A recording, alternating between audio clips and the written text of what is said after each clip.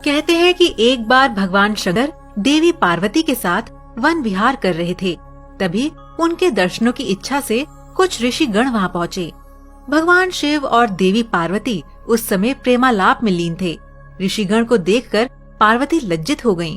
जब ऋषिगण को देखकर पार्वती लज्जित हो गयीं, तब पार्वती की यह दशा देखकर भगवान शिव ने उस वन को श्राप देते हुए कहा, आज से जो पुरुष इस वन में प्रवेश करेगा वह स्त्री हो जाएगा। तब से पुरुषों ने उस वन में जाना बंद कर दिया और वह स्थान अंबिका वन नाम से प्रसिद्ध होकर शिव पार्वती का सुरक्षित प्रणय स्थल बन गया। एक बार वैवस्वत मनु के पुत्र इल शिकार खेलते हुए उस वन में पहुँचे तो वे एक सुंदर स्त्री में परिवर्तित हो गए।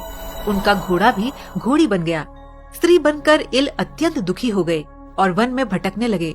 उस वन के निकट ही ऋषि बुद्ध, जो बाद में बुद्ध ग्रह बने, का आश्रम था। स्त्री के रूप में इल वहां पहुँचे तो बुद्ध उन पर मोहित हो गए। उन्होंने स्त्री बने इल का नाम ईला रख दिया और फिर दोनों ने प्रेम विवाह कर लिया। ईला उसी आश्रम में बुद्ध के साथ रहने लगी। कुछ समय बाद ईला ने एक पुत्र को जन्म दिया जिसका नाम पुरूरवा रखा गया। बुद्ध के आश्रम में स्त्री बने इल को वर्षों बीत गए। एक दिन ईला को दुखी देखकर उसके पुत्र पुरूरवा ने इसका कारण पूछा। ईला ने अपना परिचय देकर पुरुष से स्त्री बनने की सारी घटना बताई। माता के दुख निवारण का उपाय जानने के लिए पुरूरवा पिता बुद्ध के पास गए। तब बुद्ध बोले, वत्स, मैं राजा इल के ईला बनने की कथा भली भांति जानता हूँ। मैं ये भी जानता हूँ कि भगवान शिव और देवी पार्वती की कृपा प्रसाद से ही उनका उद्धार हो सकता है। इसीलिए तुम गौतमी गंगा नदी के तट पर जाकर उनकी आराधना करो।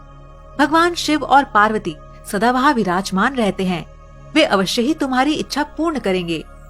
पिता की बात सुनकर पुरूरवा बड़े प्रसन्न हुए।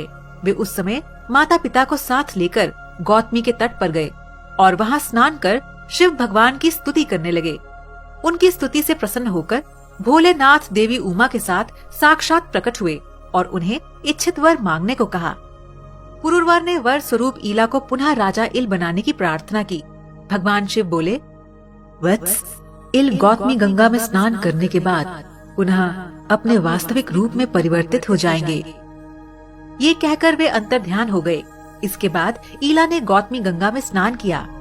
स्नान के समय उनके शरीर से जो जल गिर रहा था, इसके साथ ही ईला का नारी सौंदर्य गंगा में मिल गया और वह जल नृत्या, गीता एवं सौभाग्य नाम की नदियों में बदलकर गंगा में आ मिला। इससे वहाँ 3 पवित्र संगम हुए। तभी से वह स्थान ईला तीर्थ के नाम से प्रसिद्ध हुआ। यहाँ इलेश्वर नामक भगवान शिव की स्थापना भी हुई। माना जाता है कि इस तीर्थ में स्नान और दान करने से सभी मनोरथ पूरे होते हैं।